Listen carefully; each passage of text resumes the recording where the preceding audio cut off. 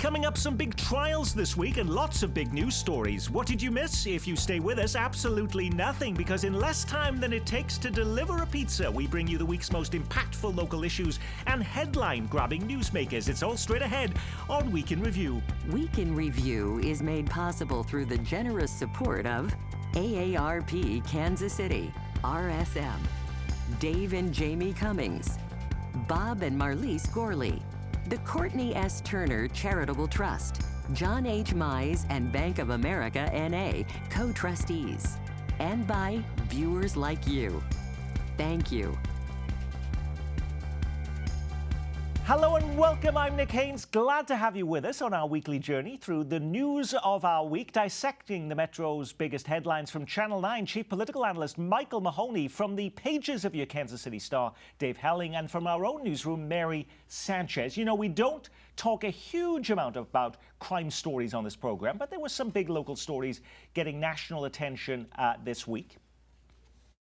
Good morning, Mr. Reed. Anything to say before court this morning? No, thank you. Former Chiefs assistant coach Britt Reed back in the news. Reed, the son of Chiefs head coach Andy Reid, appeared in a Jackson County courtroom this week to change his plea to guilty in that 2021 crash that left a 5-year-old brain damaged.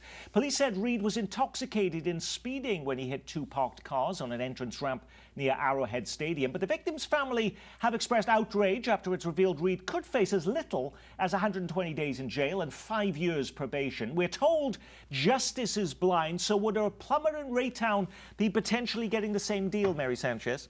Well, a plumber in Raytown would have been immediately connected to an NFL team who then settled with the family, and I forget the amount, to help, thankfully, for the young girl's medical care. It's just all from the very beginning of it. I mean, Dave knows this. The Kansas City Star made a very good point right on of why was he not taken into custody. Which is what the girl's, yes, the girl's mother said that this week, that if the shoe was on the other foot, if the roles had been reversed, would she have been in jail as a result of that? Yeah, probably so. I mean, it's one of those things, justice is a little more equal for some than for others. And in addition to Mary's point there, the Raytown plumber probably wouldn't have had the financial ability to retain a lawyer like J.R. Hobbs, who's one of the best defense attorneys in this region, and does not work cheaply. And he was able to do what a good defense attorney does, and it's represent his client and get the best deal possible to him. That's his job. Mr. Raytown plumber probably wouldn't have got J.R. Hobbs sitting with him on the table at the courtroom. And Britt Reed changes his plea this week. He'd been pleaded not guilty. Now it's guilty after an accident that took place in 2021. Why that change now, Dave Helling? And is that about protecting the Chiefs? Was he pushed into that because they don't want to go through all of the details of that in court? Not based on any reporting I've seen, although you can imagine that the negotiations for all of this were relatively high level and lengthy and difficult. What this plea does show, Nick, I think, is, and it serves as a reminder of the immense power of the prosecutor in our system. Prosecutors cut deals like this all the time. They may be more lenient or less lenient, but they are deals over which the public has very little say, other than on election day when the prosecutor is on the ballot.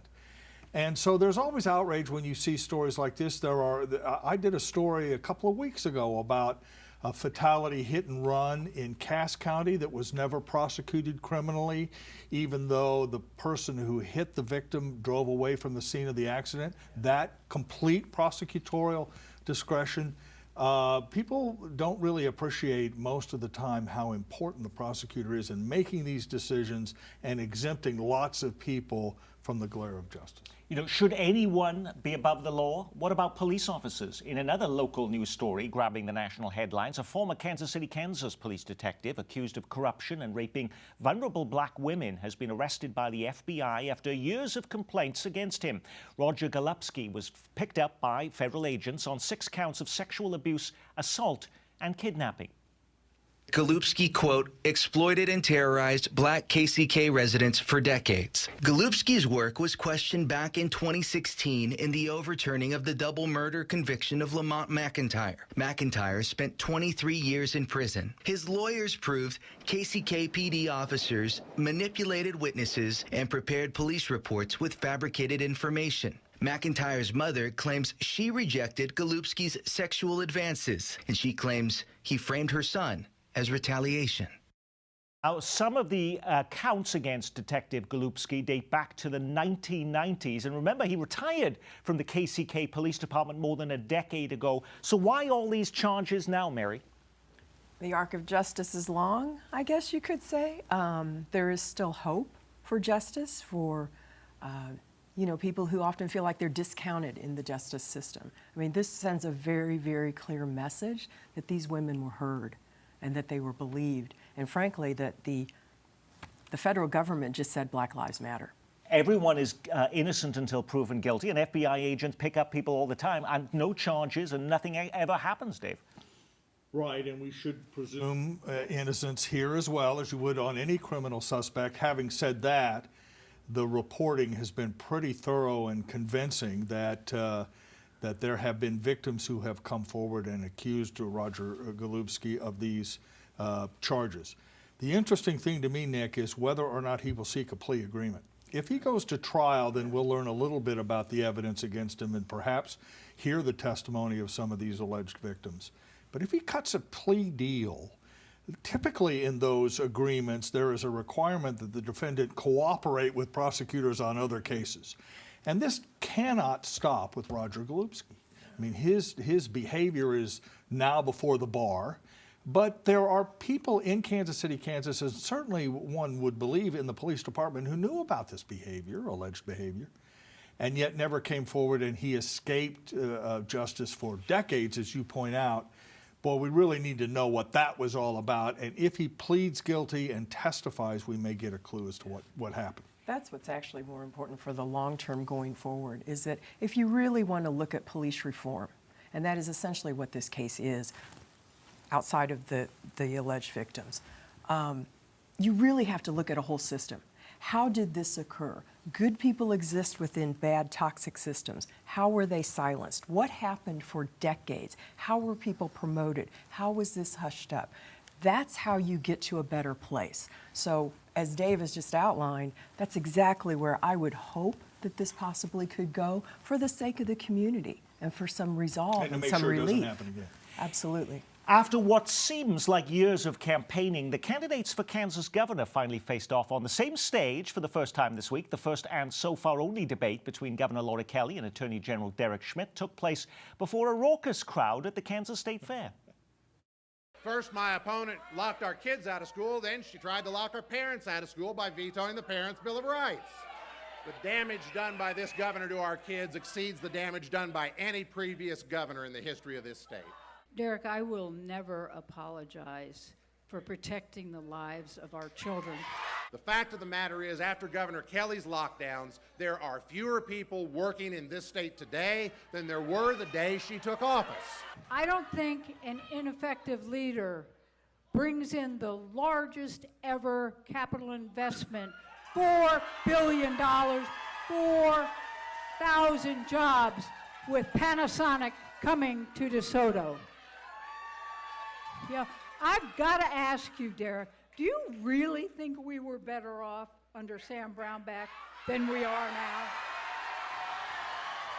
All righty, certainly raucous there. What did we learn from this debate that we didn't already know about these two candidates, Michael Mahoney? That Laura Kelly is a little more feisty than a lot of people thought. And she certainly is a lot more feisty than she was 4 years ago. Without question. And that last clip that we just saw, it's 58 seconds long, and it summarizes the Laura Kelly campaign to a T, making the claims that she wants to make, that she has been effective, and then bringing the Sam Brownback plank in against her Republican opponent, Derek Schmidt, which the Democrats have been doing for a couple of weeks right now. This was a very good debate.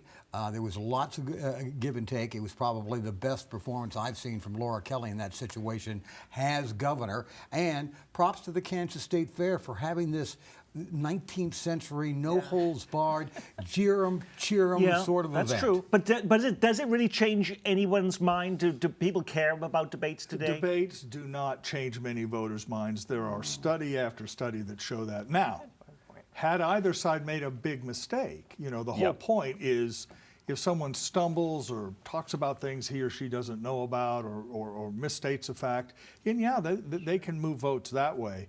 But I didn't see any of this in that debate, which, by the way, is a tradition at the state fair in these years. We've seen Senate candidates and other gubernatorial candidates go at it like this.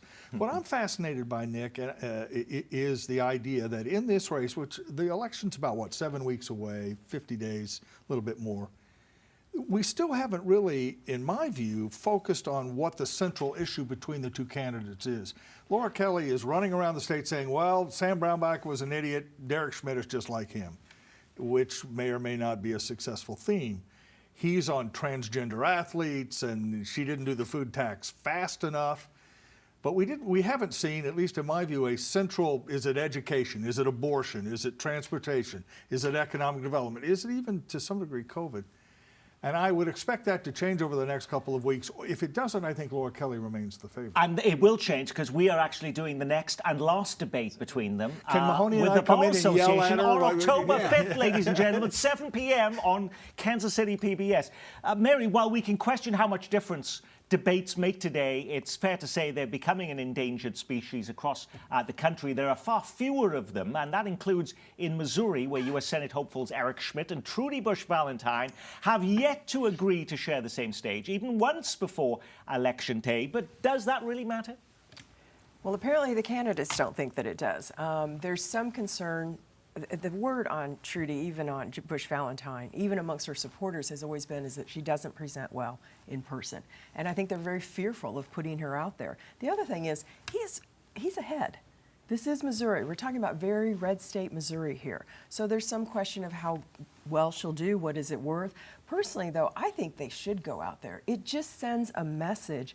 You're right, it doesn't probably change those hardcore voters' views, but I have always gained so much by just being there in the room and actually hearing someone and that jibber jab back and forth. You do gain a perspective, and it says something to the people. But none of the main Republican candidates debated at all during the primary in that race. Eric Greitens never shared the same stage with Eric Schmidt, for instance. No, there was a whole little debate two-step that they all participated in. I tend to agree with Mary on this, that I do think there remains value in these debates, but at the same time, Dave is mentioning a very important point.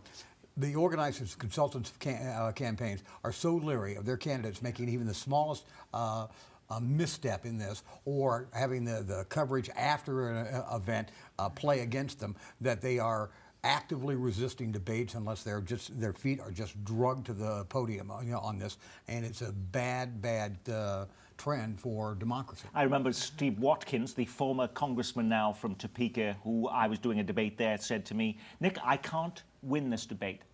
I can only lose it, so I'm going to be very cautious in what I say. And he was very open about that even before we did the debate that I moderated. Will we see President Biden or former President Trump before Election Day? But I'm here because I believe in Josh Hawley, and come on up, Josh. During the last midterm election in 2018, President Trump came to Missouri 5 times for Josh Hawley's Senate campaign. In fact, he was here twice in 1 week. Trump also came to Kansas just before Election Day to headline a rally for Chris Kobach and his campaign for governor. So why aren't we seeing any of these high-profile visits this year? I've been checking the records, and President Biden has not stepped foot in Kansas or Missouri once in 2022. Can we expect him to stop by, Dave? I doubt it. I mean, I don't think the candidates, the Democratic candidates, who of course would invite him here, are that anxious to have him in the district. His popularity has grown over the last several weeks, but it's still underwater, even more unfavorable than favorable. And that's particularly true in places like the 3rd District for Sharice Davids, or even Laura Kelly statewide in Kansas. Sometimes heavy hitters in a party will come in to help raise money, but I don't get the sense that raising money is a particular concern for the candidates who would benefit from an appearance, so I don't think it's likely. Would you think that Amanda Adkins in that Kansas 3rd District race would want Donald Trump to come in and help her against Sharice Davids, or would she want to distance herself at this point? I ask her, but I mean, I think that she would probably want to distance herself. Her tone and tenor of her campaign and who she seems to be innately is very much not Trump. Not likely that former President Trump would come into the 3rd District since he lost it. not likely that President Biden would come into the 3rd district, even though he won it. Missouri and Kansas are Missouri certainly no longer a swing state. Kansas hasn't been one since the 19th century. I don't see him coming. You know, it's been almost 5 years now since Sam Brownback left office, so how come his face appears in just as many political ads around here as Donald Trump, Joe Biden, and even some of the candidates themselves? Twins. You know him when you see him. And in Kansas, these twins are identical. Sam Brownback and Derek Schmidt. When Sam Brownback cut millions from our schools, Derek Schmidt supported it. Serving Sam Brownback has been good for Amanda Adkins. In return, she spent her career helping him. Now, I can see why Republican candidates want to use grainy, unflattering images of Joe Biden and Nancy Pelosi, and Democrats want to tie their opponents to images of Donald Trump. But is it trying to tie the candidates to a long out-of-office governor really that persuasive, Dave? I'm not sure. I mean, I think to some degree people have forgotten about Sam Brownback. The shelf life of former politicians isn't that long, and there may be voters, particularly in the 3rd district, who have only vague memories of Brownback. Having said that, he remains anathema in Kansas for the so-called experiment, and particularly in places like Johnson County where schools are so important, Nick, and the feeling, rightly or wrongly, that his tax cuts led to major problems in the schools still lingers. I've said this for some time, and I think my colleagues know this. Laura Kelly's biggest arguing point to me, campaign point, is the chaos has ended. We're not closing schools. We're not having to borrow money from this month to get to the next month. We don't have to have emergency sessions of the legislature that last until June. And so I think that's what the use of Brownback is all about. We saw a lot of people come to the polls for the very first time this August because of the abortion vote. How many of these younger voters would even know who Sam Brownback is? They might not. And if they were coming only just for that reason, then it would be, somewhat of a moot point. But it is fascinating. There's probably some study to be done, perhaps it's already been done, on how long a candidate or a politician after they leave office still resonates. Because look at the mileage of Ronald Reagan.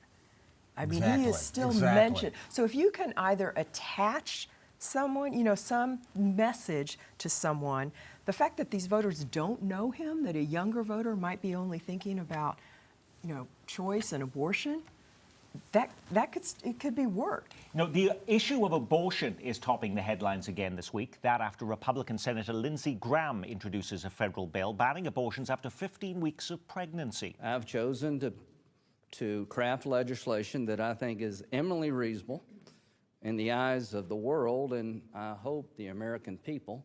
At 15 weeks, pretty much strong majority of Americans believe abortion should be the exception, not the rule. Now, he's getting some support, including from Florida Senator Marco Rubio. But, Michael Mulhoney, is he getting support from any of our 4 senators here in Kansas and Missouri? Yeah, well, in theory, he should. At the same time, the senior senator here, Roy Blunt from Missouri, says this is an issue best left to the states, which is almost the identical language that Mitch McConnell is using. I find Senator Graham's move with this proposal just astonishing in light of what is the dynamics of this midterm and the fact that the Kansas effect triggered a pivot moment in this midterm campaign as far as the Democrats are concerned, that this issue will keep the issue of abortion front and center in many Democratic campaigns from now until the midterms, and it might be just a giant rock, meaning a mistake by Lindsey Graham. Just quickly, a story we ran today. Roger Marshall, the senator from Kansas, did endorse the Graham bill, said he would support it. I don't think he's a co-sponsor yet. There are 2 that I'm aware of. Steve Daniels from Montana, I think that's his name, and then Marco Rubio, at least when I checked yesterday. Jerry Moran said, no, this is an issue for the states. We shouldn't be doing this at the federal level. I'm interested in the idea that abortion, for all the attention it got in August in Kansas, has not really been a big issue in the governor's race, right? You would think that Laura Kelly would talk more about it. She's done a little discussion of the abortion issue. And of course, Derek Schmidt was the one in court, in the Supreme Court, defending the regulations imposed by the Republican legislature, and yet it really hasn't come up as an organizing force yet in Kansas. That could change before election day. Yeah, I bet it does. Yeah, Mary. We'll see. It very much likely could, because everything is still moving on the ground. If you actually really speak with people who work in that arena, they are just waiting to see what happens after the midterms. Who comes into the legislature in Kansas, and how far are they going to try and push? How angry are they, basically, at the electorate for that 60-40 split in supporting the right? There was an interesting story in the Missouri, in the Kansas Reflector newspaper, online newspaper, saying that actually half of the seats in the Kansas legislature are already decided in the House because nobody was running against those folks. So for all of the anger that people seem to have, a lot of those folks are already going to be uncontested come November. Redistricting had a lot to do with that. Just briefly, I want to talk about the Graham proposal, and I had a little misunderstanding about this. The 15-week threshold is a minimum. It would be a federal minimum. If you live in a state like Missouri in which the threshold is below that, that would remain intact. It doesn't rise to 15 weeks in states where it's lower than that. So there's a lot of complaining from blue states or states with more liberal abortion laws that the Graham proposal is really aimed at that and not so much at a national standard. Probably do need to say, though, that it's not going to pass. So Right, which that's raises another the one. issue again. Why did he do it? Right. Why did he throw that stick of dynamite out there? We know schools are facing an historic shortage of teachers, but local law enforcement agencies are ringing their own alarm bells. This week, the Johnson County Sheriff says his office is experiencing an emergency-level staffing shortage, down 60 officers, with another 20 deputies about to head out the door. But how much sympathy will Sheriff Calvin Hayden get now that he's running crossways with Johnson County leaders upset by his ongoing investigations into election fraud? How many of you voted in the 2020 election? Put your hands down. Now, how many of you think your vote counted? See, this is exactly why I'm doing what I'm doing. Last week, Hayden also pledged to deploy his deputies to block what he called Biden's new army of IRS agents. What is he afraid these IRS agents are going to do to Johnson County residents, Dave? No idea. It's part of his speech to a very conservative audience, and he's made similar statements in other venues to the irritation, I must say, of some members of the Johnson County Commission. I've talked to them, and they're frustrated, as are other sort of moderate leaders in Johnson County who think that the sheriff is way out on a limb, particularly on election issues. That I think even Republicans, moderate Republicans in Johnson County and Kansas, Scott Schwab, the Secretary of State, has said, look, we had a fair, free election in 2020 and no real dispute over the results. But he was elected by the voters. He is. Calvin Hayden, no question about it, although there is pressure for him to moderate his views from some people behind the scenes. I was told that this week. He's in a bit of a feud with Ed Eilert, who is the outgoing Johnson County chair. That was evident today. I watched a little bit or Thursday I watched a little bit of it. So this story is still being written over in Johnson County. It's concerning to have a sheriff trying to insert themselves into elections, and people on all sides of the aisle see that, and they're worried about that. The other thing is, it's a little bit of a false flag, some of the conversation about lacking the sheriffs, the new deputies coming in. I don't doubt that he needs new people, but that's a national issue, and it's being driven by so many things, so many Particularly factors. law enforcement, Baby right, boomers. Mary? Law enforcement everywhere is struggling to get Everywhere, recruits. at every level, Yeah. federal authorities, state authorities, local municipalities, sheriff's offices. It's just tied to so many issues. And, he is also raising the issue that he should be pressed on, is, okay, if you're given new officers, how will you train them? What is your office going to stand for? People are looking for something different from policing, and sheriff's departments don't get a lot of attention as much as municipal, but they're a part of that. Now, when you put a program like this together every week, you can't get to every story grabbing the headlines. What was the big local story we missed? 11 years ago this weekend was the gala opening of the Kaufman Center for the Performing Arts, and guess who was helping to welcome guests on opening night?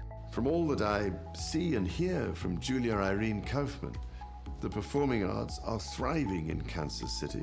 King Charles may have mispronounced their name in his video greeting, but the new monarch has been longtime friends with the Kaufman family. Missouri lawmakers back in Jefferson City, the governor is trying to persuade them to back the largest income tax cut in Missouri history. Pot staying on the ballot, the Missouri Supreme Court rejecting a legal challenge that would have blocked voters from deciding the issue this November.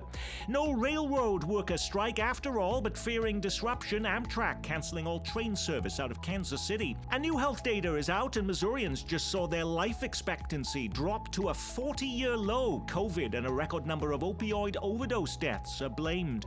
Friction in Johnson County over pronouns and bathrooms for transgender students in the Edgerton Gardner School District. It's not hateful to want privacy in the bathroom. This is a violation of civil liberties, and it is the textbook definition of discrimination. And does this mark the official start of spooky season? Kansas City's haunted houses back open this weekend, and Overland Park actor Jason Sudeikis seeing gold. The former Shawnee Mission West grad winning Best Comedy Actor at the Emmy Awards in LA. Alrighty, Michael Mahoney, did you pick one of those amazing stories or something completely different? I picked two. Number one, we didn't miss the special session in Missouri because nothing happened last week. Okay, all right, that's good to know. And we'll be talking about that in weeks ahead. The other one I picked was the fact that marijuana legalization will be on the ballot in November in Missouri, and if the polls are right on this, and it looks like it's leading with 2/3 of the vote, it'll pass. Mary, what did you pick? You know, I picked what it was there, but almost because it didn't happen. The rail strike. Yeah. I just want people to really understand how important rail is and transportation. And it's so tied to our local economy, to our local history. Everything is involved. Almost every single issue that you deal with. So, and if you were complaining about price hikes now, if there was a strike like that, it would have a huge increase. And Dave, we should just say quickly, rail workers work hard. That is a hard job. That's not sitting in chairs like Dave Helling does every day. Well, speak for yourself, Dave. I think there's a lot to this. And on that, we will say our week has been reviewed thanks to Dave Helling of the Kansas City Star, Mary Sanchez from the Kansas City PBS Digital Newsroom Flatland, and Channel 9's Michael Mahoney. And I'm Nick Haynes. From all of us here at Kansas City PBS, be well, keep calm, and carry on.